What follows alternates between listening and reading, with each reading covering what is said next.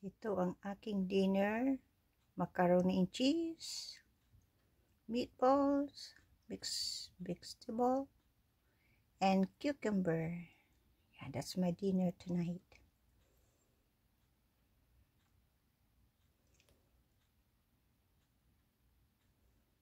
Simple.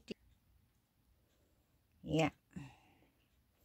And I put a little bit of black pepper on my macaroni and cheese. Okay. Let's eat, everybody. I'm going to eat while watching TV. Okay. Thank you for watching my video.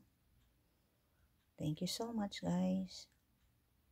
God bless everyone.